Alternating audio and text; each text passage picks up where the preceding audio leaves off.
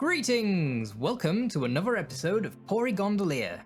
In today's installment, I'm playing Pokemon Red with a guy named Breloom.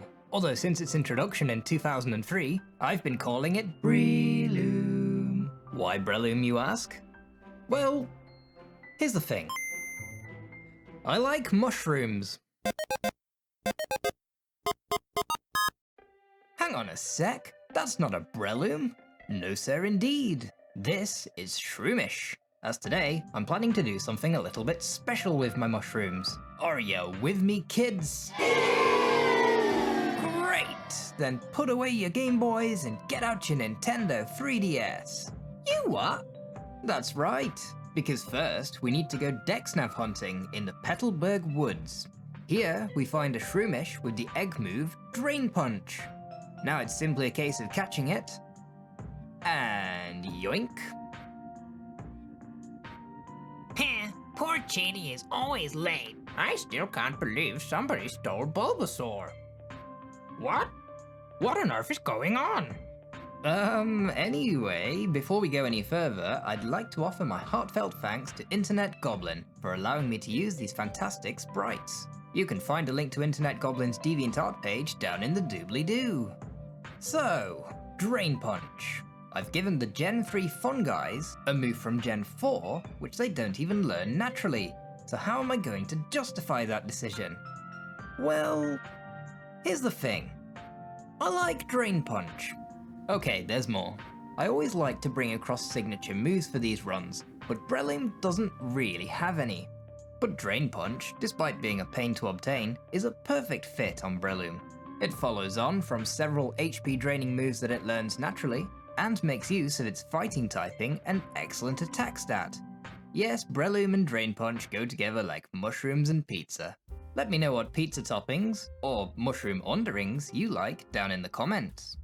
As for its other moves, it gets to keep most of them from Gen 3, but Giga Drain is out on account of it being the Gen 2 upgrade to Mega Drain. Spore then moves into that gap at level 45, which puts it in line with all the games from Pearl to Y, and since then it's been at level 40. We can try out Drain Punch straight away against John the First, and I should add that this is the original Gen 4 version of Drain Punch with 5 PP and a power of 60. This slightly weaker variant, coupled with Shroomish's abysmal attack stat and lack of fighting type, results in something not particularly good, but it is the best move I have for Charmander, since it does neutral damage and we get 50% of the damage back as HP. Speaking of stats, Shroomish's special stat is easy to figure out if we compare it to its Gen 1 counterpart, Paris. Shroomish was designed to be a touch better than Paris, and to maintain that comparison, its special stat is going to be 60, not 40. Wait, just a touch better than Paris? Isn't Paris really bad? Well, the thing is, yes it is. But at this point in the run, I was yet to realize that, until we came up against the first big challenge that Pokemon Red throws at all would-be trainers. Oh, you were expecting Brock? Amusingly enough, Weedle is an absolute brick wall for Shroomish. With its bug and poison typing, it just so happens to have 4 times resistance to Absorb and Drain Punch, so Tackle is the best choice here. But I repeat, Shroomish has a really dreadful attack stat, and it also takes double damage from Poison Sting. I have absolutely no hope of winning this battle at my current level. Thankfully, Shroomish does level up pretty quick, on account of it being a member of the Fluctuating Experience group. This means it levels up quickly at first, and much slower later on. Incidentally, this group was introduced in Gen 3, and if I could sum up the process of adding it into Gen 1 in a single word, that word wouldn't actually be a word, but just me shouting at my monitor for 2 days straight, and occasionally having a little cry. Here's me attempting to accrue some EXP, but even this proves to be too much for Shroomish, time and time again. The chain of defeat is finally broken when I face Pidgey at level 9 and get very lucky in that it didn't use Sand Attack. This fight was probably way more effort than it was worth, but it does unlock Leech Seed, which will be essential to beating the mighty level 9 Weedle. I chose to drop Tackle here, and in hindsight it would almost certainly have been better to forget Stun Spore. Returning to the boss of the woods, I start off with a Stun Spore, but Weedle gets in first with a String Shot. You can see the effect of this on my speed over here in the stats bar. My next move is a Leech Seed, and what follows is a battle so long you'd think we were watching Metapod versus Metapod. Leech Seed effectively cancels out the poison, while slowly chipping away at Weedle, and after 5 tedious in-game minutes, we have finally cleared the woods. Now Shroomish is still poisoned, and I do have an antidote, but I want to see if I can reach the Pokemon Center without it. Here we are with 5 HP, so let's keep track of that. 3, 2, 1. Nice! Now, I may be out of the woods, but metaphorically speaking, am I out of the woods? Probably not. In fact, I would say that we are quite firmly still in the woods. So it only seems sensible to battle Buzz Lightyear for some easy EXP. And it's nice to enjoy an easy battle once in a while, as things are about to get very tough indeed. And no, I'm still not talking about Brock. But okay, let's talk about Brock. Now, the right thing to do here would have been to throw all caution to the wind, but instead, I mess about with Stun Spore and Leech Seed before finally trying out Absorb. And yeah, it very nearly one-shots, so all of that was unnecessary. When Onix emerges, I cast aside the fancy strategies and go straight in with Absorb. Again, very nearly getting a one-shot. So we're finishing Brock with a time of 39 minutes, but on this occasion, that had absolutely nothing to do with Brock himself, and much more to do with a level 9 Weedle. So what are these tough challenges that lie ahead? Well, for one, more bugs. Lots and lots of bugs. In most runs, quick and easy EXP. In this run, Having said that, Caterpie being a pure bug type means its resistances are less, and it is easier to defeat than Weedle, but our bug catcher friend has that covered too. Apart from the various bugs, there is Ekans, which also resists grass and fighting type moves, and getting to Mount Moon is no small feat for Shroomish. But get to Mount Moon we do, and it's here that the true horror lies. There are only 2 mandatory battles here, one with Team Rocket and one with the Fossil Maniac. So let's take a look at the Rocket. He leads with Rattata, and Shroomish has learned Mega Drain by this point, which hits twice as hard as Absorb. And yes, Rattata. I know that must sound very odd to my American viewers. I'm really not sure how else to say it with a British accent. The Rocket now sends out Zubat, and much like Weedle, it has a 4 times resistance to grass and fighting attacks. It's almost like I have the worst possible type coverage for the early game.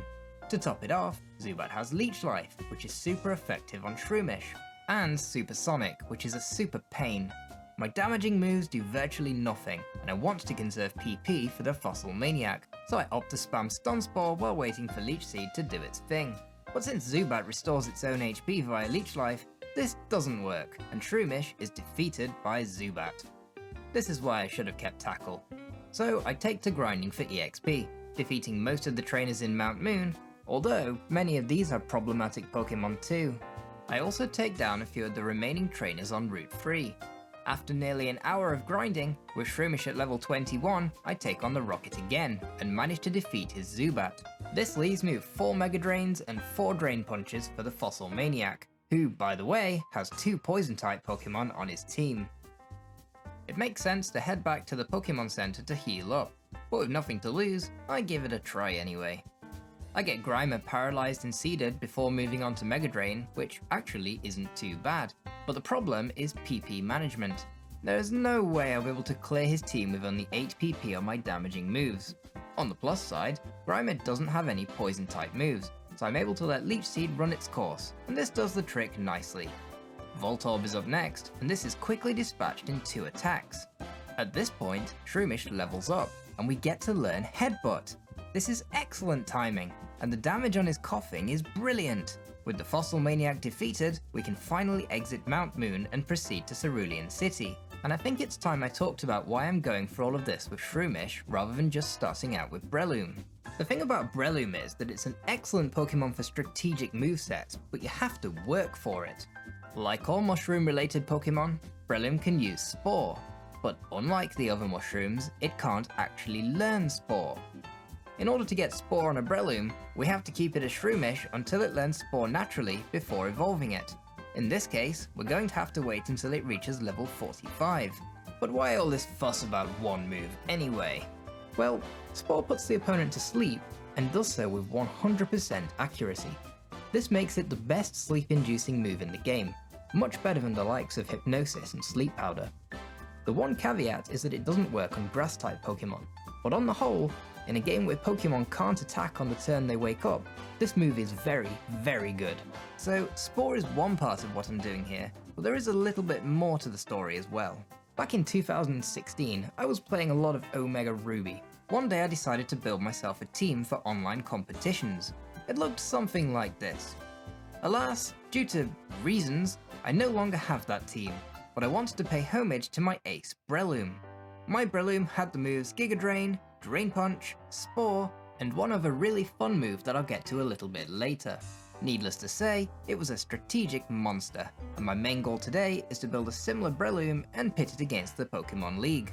But I'm getting ahead of myself. Right now, I need to deal with Misty's Starmie, and I start by setting up a Leech Seed just to be safe.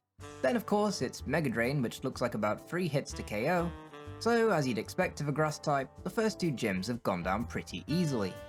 Before we can proceed further, we need to take on John II, and the moves to look out for here are going to be Pidgeotto's Sand Attack and Charmander's Ember.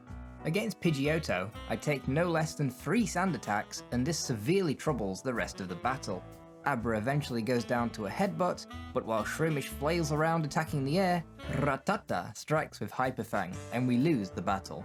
I then re-battle Misty because I forgot to save, and in my second attempt, I'm fortunate that Shroomish only gets sanded once. We quickly take down Abra and Rattata, and John sends out his Charmander. In his infinite wisdom, he decides to go for Growl rather than Ember. Ah, the joys of Gen 1 AI. The path to Bill's house presents several terrifying challenges, such as Weedle, Nidoran Female, and Mystery Grass. But Headbutt makes short work of them all. It helps me to secure the Dig TM from this completely innocent bystander. Yes, Headbutt carries the run through all kinds of situations, until it is eventually upgraded to the more powerful Body Slam. If you think about it though, when your body is your head, and your head is your body, aren't these basically the same attack? Quick note, Shroomish gets access to the Body Slam TM because, while there wasn't a TM for it in Gen 3, it could learn it via Move Tutor. In the process of getting the SSN Rare Candy, my mushroom gets burned by a Ponyta, and I don't have any burn heal. This is why you never let a horse in the kitchen.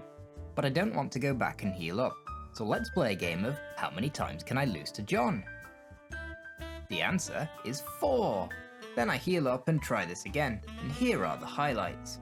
John's newly evolved Raticate is taken down by a single Drain Punch, and his newly evolved Kadabra drops in 1 thanks to Body Slam. And since our last encounter, he seems to have figured out that Ember might be a good move to use on Shroomish. Charmeleon uses it on repeat, and the damage is pretty bad when he gets a crit, but by restoring HP through Drain Punch, Shroomish is finally able to take the win. With that done, my other mushroom can now learn Cut, and we get into Vermilion City's gym. I'm seriously considering removing the random element of the switch puzzle in here. Do feel free to let me know if you have any opinions on this. This time, it was pretty quick, so let's dive into the battle. Voltorb's Sonic Boom can quickly become a problem, but Body Slam is extremely good, as we'd expect, as we can see here with Pikachu. I did sustain quite a bit of damage from Sonic Boom, so I'm switching to draining moves for Raichu, which don't hit very hard, but neither do Raichu's electric type moves. Raichu does have a very cool tail though, I'd quite like to borrow it for my Shroomish. On a related note, if we get Shroomish to fuse with a Paras, it results in this beautiful creature. As for their evolutions, very nice indeed. Anyway, that's 3 badges and we've more or less reached the end of the early game. Moving swiftly along, I find myself in Celadon City. There are lots of things to do here as always, and my first point of business is to get a coin case, and I'm going to nip into the game corner to get some free coins. The ones I can find at least. And then I'm going to just casually spend all of my money on coins as well, before going to fight the Rocket. Well, that was easy, but what about the boss? Unlike the early game where Shroomish always seemed to have the wrong type moves, in this battle, Shroomish is perfectly placed to take on Giovanni's team, with Mega Drain being a one-shot on both Onix and Rhyhorn, and Drain Punch being super effective on Kangaskhan. Although, did I mention Shroomish's rubbish attack and lack of fighting type? I did? What's that? I made this video, so obviously I know what I did and didn't mention? Quite right. It's at this point in the game that things get really, really hard for Shroomish. I try out Erika's gym, but it's very slow going, and I can't quite seem to get past her Vileplume. Which, in case you didn't know, isn't a mushroom Pokemon, it's basically a Rafflesia with little feet attached. So I opt to leave Erika for later and take on the Pokemon Tower. Here I have many tough battles with John and his Gyarados, but do eventually squeeze through. What follows is something I really didn't see coming. A complete and utter dead end in the Pokemon Tower, not unlike what I faced earlier in Mount Moon. The surprising part is the culprit, this channeler and her Ghastly. Drain Punch and Body Slam don't work on ghosts, and Mega Drain doesn't do much either. This means I'm back to Leech Seed strats, but Ghastly also comes with Nightshade, which means I can't afford to have a long drawn out battle waiting for Leech Seed. To make matters worse, she actually has 2 identical Ghastlys, and even if I did somehow get past this channeler, there are 2 more mandatory channelers after that. Most of the useful TMs are not available to me yet, and the one that might help, Seismic Toss, can only be learned after it evolves into Breloom. So it seems I've no choice but to battle every trainer I can find for EXP, which means basically all of the trainers around Lavender Town and Vermilion City. This results in a modest increase of 5 levels, but it's enough that Mega Drain is now actually useful, and we're able to beat channeler after channeler and get the Pokeflute. We can now spend some more money on coins and take down Snorlax with a Drain Punch before cycling down to Fuchsia City, stopping for a rare candy and a PP up on the way. We're now only 3 levels away from Spore and Evolution, but I want to see how far I can get in Koga's gym like this. And I guess, due to the fact that the jugglers here don't use poison types, this goes surprisingly well. We challenge Koga, and he leads with Coughing. We'll be making heavy use of Body Slam in this battle, and it looks like unfortunately 4 hits to KO, which doesn't bode well for the rest of the battle. Next up is Muck, and I play it cautious with Leech Seed, while Muck wastes no time in poisoning Shroomish. Body Slam isn't too bad all things considered, but Muck's Sludge attack is devastating, and I can't afford to take another one of those. He then goes for an X attack, which feels like a window of opportunity, but just as a Body Slam fails to seal the deal, Muck strikes again with Sludge, and the battle is lost. In my second attempt, Muck takes me down without even sustaining damage. And for reference, he still has another Coughing and a self-destructing Wheezing on hand. No, this is as far as Shroomish goes. It's time to step up the game and see the true potential of our fungal friend realised. And it doesn't take long. A couple of battles and a rare candy later, Shroomish reaches level 45, and Leech Seed makes way for Spore. And now for the moment we've all been waiting for. What? Shroomish evolves into Breloom. That's more like it. We go straight back to Koga, and we can see how Breloom's far greater attack stat has made a dramatic difference to Body Slam. We can now make use of Spore to stop Muck's Sludge, and I can't wait to try out Drain Punch even though it's resisted. We finish off with Body Slam before it even wakes up. I think it's fair to say that the combination of Spore and Body Slam completely disarm Koga, and our lean green mushroom fighting machine can now power through much of the game, starting with Johnny 5.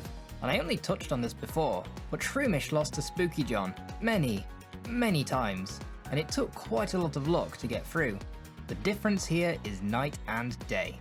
Now, as mentioned, Spore doesn't work on grass types, but Execute is an easy one-shot for Body Slam, and barring getting outspared, there aren't really any risks left in this fight, as we can stop each Pokemon with Spore before they get chance to attack.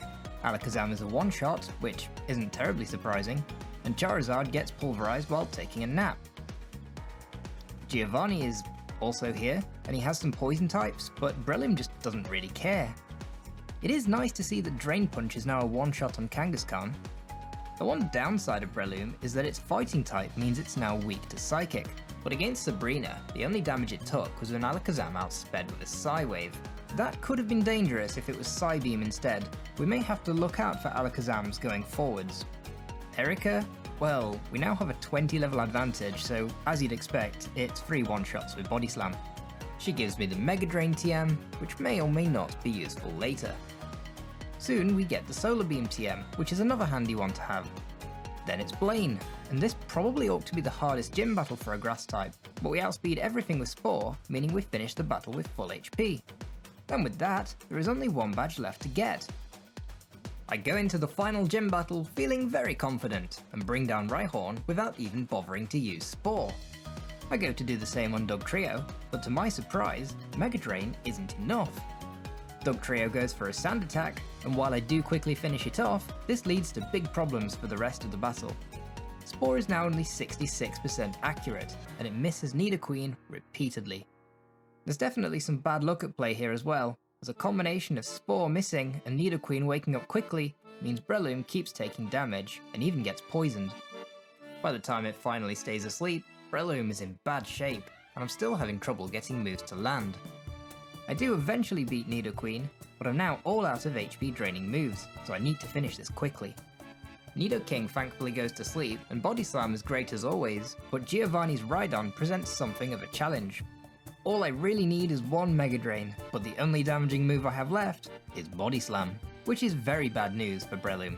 And so, for the second run in a row, although indirectly this time, Dugtrio has caused me to lose to Giovanni. It's amazing the difference one Sand Attack makes. Of course, the solution is simple. Just by making use of Spore instead of being complacent, we can prevent Dugtrio's Sand Attack and reach the end of the battle with full health. And as it turns out, I needed 2 Mega Drains, not 1. But hey, that's 8 badges, which means we can go buy some more coins. And also fight John on the way to the Pokemon League. Do you remember I mentioned about looking out for Alakazams? Well, this is why.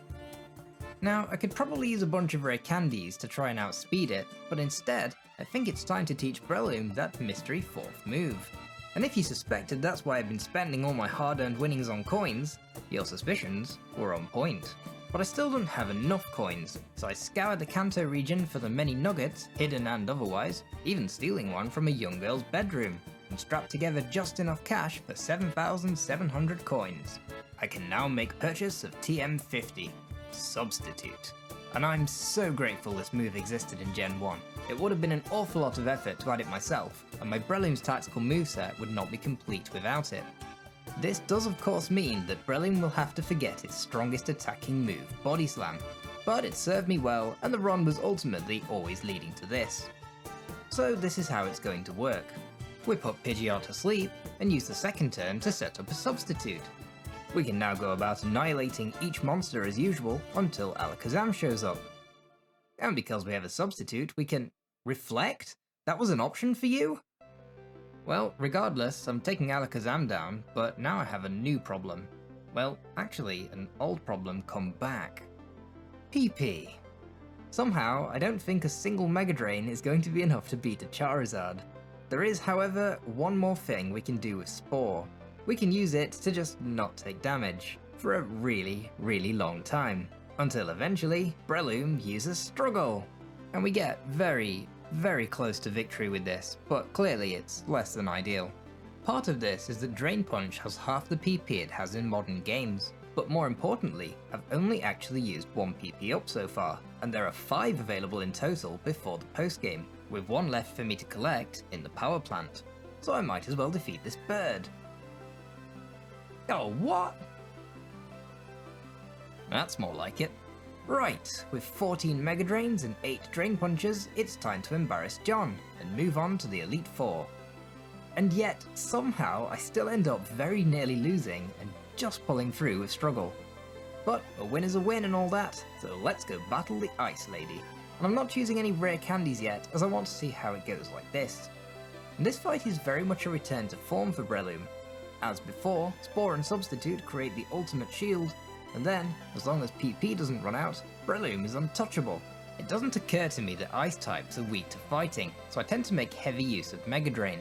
I'm then extremely confused when Drain Punch gets a super effective one-shot on Jinx. I actually pause for a moment to go and look that up, and yeah, that means Lapras is weak to Drain Punch too. I really need to just sit down and memorize the type charts at some point. I've been playing these games for 24 years now and it still hasn't sunk in. With Bruno, obviously the Onyxes are going to be easy one-shots, and I didn't restore PP before this battle, but both Mega Drain and Drain Punch are pretty good on his fighting types. All in all, this is a pretty typical Bruno fight, no real challenge of which to speak. Which is not a phrase I'd use for Agatha. Back in the Pokemon Tower, Shroomish had a very hard time dealing with level 23 Ghastlies, and the thing is, its base special stat is unchanged from when it was Shroomish. But let's not write it off just yet. With PP recovered, let's give it a go and hope for the best. Well, straight away Breloom is outsped, but Gengar does fall asleep, and she switches out to Golbat. I need to be conserving Mega Drains for the ghosts, so Drain Punch for the others. But the damage is pathetic, but then again, Mega Drain is even worse. I burned through a lot of PP, and before we can take it down, she switches back to Gengar. And oh wow, there is no way this is going to work out. We can't even rely on struggle strats this time. Before long, Breloom's PP is exhausted, and I've no choice but to reset. But never mind, I still have my rare candies, so in my second attempt, I come in 9 levels higher. But it doesn't really seem to have made a difference. So unfortunately, this 4-move combo is no good for battling Agatha. I do, however, have the TM for Mega Drain, so my plan is to sub out Mega Drain for something else, defeat Agatha, and then bring Mega Drain back for the rest of the Pokemon League. So what are the options? Well, here's the TM list for Breloom, and let's just get rid of the ones that won't damage ghosts. Seismic Toss feels like a pretty sensible choice, since it'd be a reliable 63 HP of damage. Toxic could work, but it can't be combined with Spore, so that'd leave me wide open to attack. Solar Beam, probably not. But wait, what about Mimic? What move can I copy that'll help me win? Ah, of course. Hello again. Sorry about the nugget thing. This, in my humble opinion, is probably the most fun way to battle Agatha. Spore and Substitute as always, and the move to Mimic is Dream Eater. I think there's a strong case for saying that Dream Eater might actually be the best move in the entire game, if only the opponent didn't have to be asleep. And now we have a 100% sleep-inducing move and Dream Eater. Something about this seems too good to be true. Dream Eater is super effective, and this gives us a much better chance of winning the fight. I'll still need to be a little bit careful with PP, so I will make use of Drain Punch on Golbat and Arbok, but as for the ghosts, Dream Eater is just brilliant. And we can now move on to Lance. As planned, I replaced Mimic with Mega Drain, largely because I still want to test out this moveset, but also because there aren't really any of Lance's moves I want to copy. Now, I don't have anything super effective for Gyarados, but I'm able to do okay damage with each attack and gradually whittle it down. The Dragonairs make for excellent punch bags, but with no punches left, Aerodactyl is pretty slow going. I actually have less max PP on Mega Drain now because of changing the move. By the time I reach Dragonite, Breloom is down to only 2 Mega Drains. It seems pretty hopeless, and that's because it is. Once again, we need to borrow a move from the TM list, and the move I decide to go for is Swords Dance. Again, this is going in the Mega Drain slot, and that means I have to defeat Lance with only 8 Drain Punches. But these aren't your run-of-the-mill Drain Punches. Breloom now has an effective attack stat of 918, and these punches hit like a meteor strike, getting one shot after one shot until it crits on Dragonite, ignoring the stat boosts, before destroying it with a final punch. Okay, obviously Mega Drain hasn't really panned out, but it only seems right to bring it back for the final battle. Now, thinking back to the last John fight, it was pretty close. We both leveled up a bit since then, so I'd imagine it's going to be pretty close again. That's Pidgeot down in 2 hits. Next up is Alakazam, and once again, Substitute saves Breloom from almost certain doom. And Alakazam is keeping me on my toes here, but as long as we don't attack before Spore and Substitute are established, it should be fine. Drain Punch is so-so. Again, it's PP management in this battle, and having 4 less on Mega Drain may be a problem. Rhydon's gonna be a one-shot. Exeggutor, we can't use Spore, and we really need to watch out for Hypnosis, as it does work through Substitute. Critical Punch, very nice. I am starting to get quite worried about PP. There's Hypnosis, and there's Barrage, but the Substitute holds. Breloom's awake, but oops, didn't mean to use Mega Drain. Asleep again. This feels like bad karma for abusing Spore so much. Right, let's finish it off. Gyarados is another problem Pokemon, it just takes too many hits to beat, and it's here that Breloom's damaging move PP runs out again. Many wasted turns later, Struggle kicks in, and we do of course take down Gyarados, but we now have no Spore to use on Charizard. Charizard wastes no time in destroying my substitute, and while Struggle does do good damage, there's another Fire Blast, and the battle is lost. So yeah, I could redo this over and over and try to get lucky with critical hits, maybe do some training and come back at level 70, but to be honest, Mega Drain probably has no business being on this moveset in the late game. In fairness, if I was doing an exact copy of my Breloom, it'd be Giga Drain, but anyway, I enjoyed using Swords Dance on Lance, so let's do that again for John. I must say, I'm pretty happy with my upgrade to the stats bar in this run. Seeing the attack stat jump up to 918 puts a big smile on my face, and Breloom once again turns into a master boxer. To punch Pidgeot, Alakazam, Rhydon, and then I hit Swords Dance by accident and get put to sleep, and start to take hit after hit. Then when I do use Drain Punch, it's a crit, the bad kind. One more and it's done, and I have only 3 Drain Punches left, so I could really do without any more critical hits.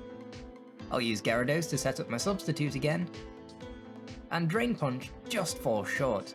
That is very unfortunate. So 1 Charizard and 1 punch left. Make it a good one, Breloom. No way! But obviously, it can't end here, but with all those Swords Dances left, this is going to take a while, and John quite cleverly makes use of a full restore. 7 minutes of move burning later, I'm using my last substitute, and now I just need Charizard to stay asleep. Oh, come on. Oh yeah, Swords Dance. Nice! Defeating the champion with a super-powered Struggle feels weirdly appropriate. It kind of sums up the run. I mean, I love this thing, but that was a lot harder than I expected. Breloom finishes the game at level 64 in 10 hours and 31 minutes. But hang on, can we pause? Actually, rewind.